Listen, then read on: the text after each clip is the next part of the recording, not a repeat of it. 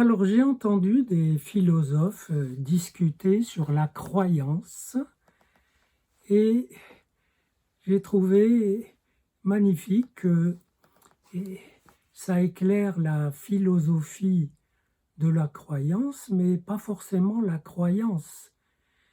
Et parce qu'il y a l'idée que la croyance, c'est quand même quelque chose qui n'a pas de réalité et qu'une connaissance vraie doit pouvoir dissiper. Et que, voilà, qu'une connaissance vraie acquise dans les livres, dans les théories ou par la rencontre avec la réalité. Voilà. Et il y avait d'ailleurs une phrase d'un philosophe américain qui disait quelqu'un peut avoir une croyance et décider de la maintenir coûte que coûte. Et il dit laissez-le croire comme ça.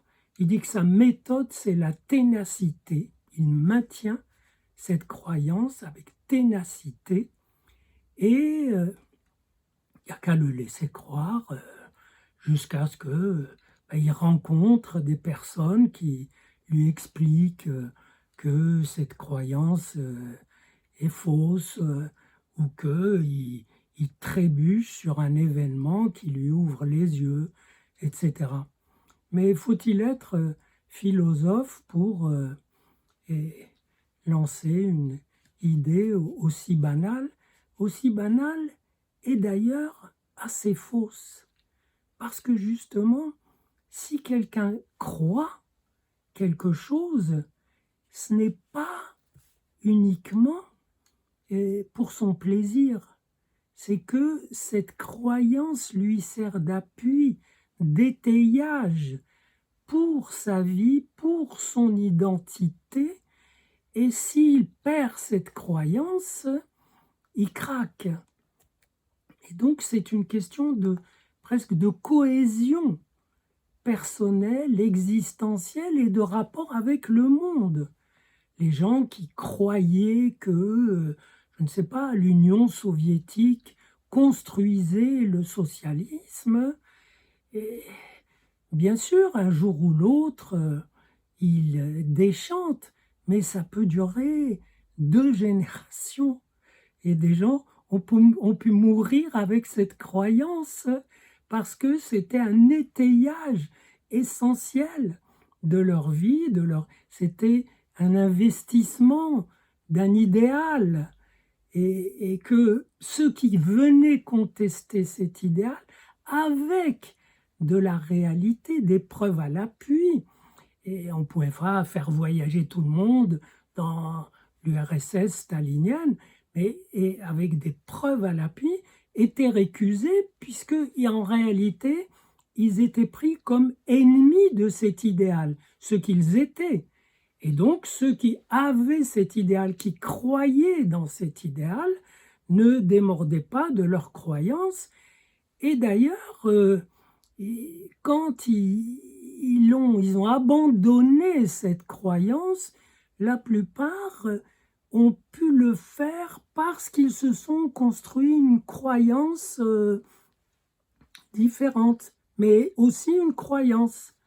Et il y avait beaucoup de gens qui croyaient dans la révolution euh, prolétarienne, comme ça, et qui ont changé, mais en continuant à croire à des variantes de cette chose, ou qui sont passés directement à la religion, se sont mis à croire à l'étude des textes, à l'étude des textes fondateurs des religions, etc.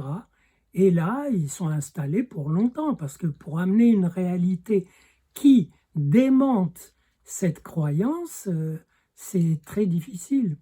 Donc si on a à opposer à une croyance qu'une connaissance vraie, c'est c'est mal parti.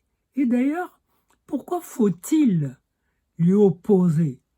Quelquefois, les gens croient parce que c'est leur façon d'investir une idée, de l'approcher sans avoir les outils de la certitude, de la connaissance scientifique. D'ailleurs, cette chose n'a pas forcément une approche scientifique. Et pour eux, cette croyance, c'est une façon quand même d'investir cette chose, cette idée, cet idéal, ou qui n'est même pas forcément un idéal. Par exemple, un scientifique, un chercheur, peut croire en une idée alors qu'elle n'est pas démontrée, ni par l'expérience, ni par la logique. Il y croit. Et quand il aura réussi à la démontrer, eh bien, il n'y croira plus. Il n'aura plus besoin d'y croire. Ça fera partie de ses anciennes amours. Mais avant de la démontrer, il y croit, j'ai prononcé le mot, comme à quelque chose qu'il aime. Il aime y croire. Il s'aime croyant dans cette hypothèse. Et ça l'aide. Ça l'aide justement à la fréquenter, à l'explorer par des voies oniriques, des voies irrationnelles, des voies comme ça, pas très fondées, justement pour pouvoir mieux l'approcher, et ensuite il déploiera les outils qu'il faut pour que sa certitude soit présentable comme un savoir et non pas comme un acte d'amour ou de foi. Donc vous voyez que même dans la science, il y a de la croyance, sauf que la science a mis la croyance en amont, c'est-à-dire avant. Et non pas pour se débarrasser de la croyance, mais parce que les chercheurs, et c'est normal, ont compris que c'était une forme d'amour qui les rapproche de l'objet.